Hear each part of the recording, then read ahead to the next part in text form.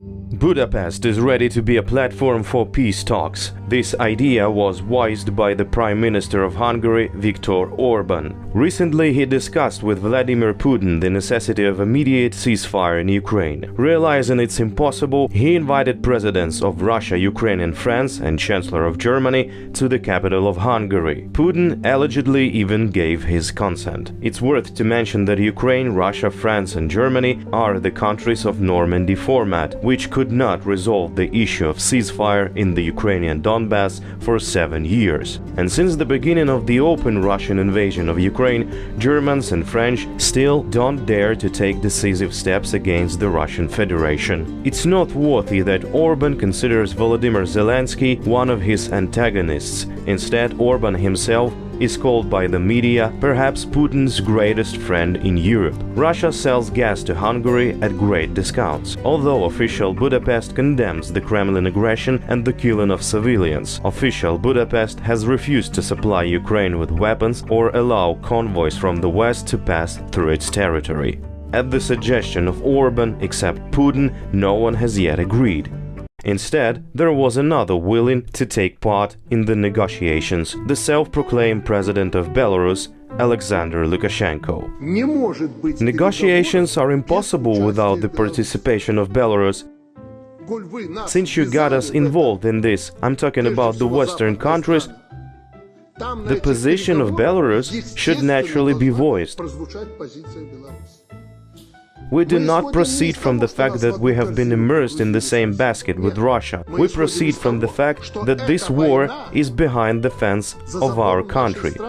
This is said by the one from whose territory Russia launches missiles at Ukrainian cities, from whose territory Russian planes take off, dropping bombs on civilian neighborhoods, from whose territory Russian troops invaded Ukraine and approached Kiev within a day. And this, as Lukashenko assures, is not because Belarus is together with Russia. The West involved them into this. Although the first rounds of talks between Ukraine and Russia took place on the territory of Belarus. However, Belarusians did not take part in them. They only provided a platform. At that time, Lukashenko did not seek to be a party to the talks. By the way, negotiations did not have much success. The Russians issued ultimatums, the Ukrainians disagreed. The progress came after talks in Turkey, a NATO member. After these talks, Russians declared that they will reduce the intensity of fighting in the Kyiv region. In fact, they were driven out to the territory of Belarus by the armed forces of Ukraine, and later Russians withdrew their troops from Chernihiv and Sumy regions. At the same time, Ukraine announced a draft agreement on security guarantees as one of the points of a possible future peace agreement. Requests have been sent to a number of countries with different conditions offered. Part of them were counted on as a guarantor of military aid, the others of the imposition of strong economic sanctions in the event of repeated aggression against Ukraine. Among those who agreed to consider the document, the United States, Great Britain, Turkey, Poland, Germany, France and Israel. However, no one has yet said their final word. And while everyone is going through the options of the agreement, Australia is sending its aid to Ukraine. It's not even a European country, it's in another hemisphere.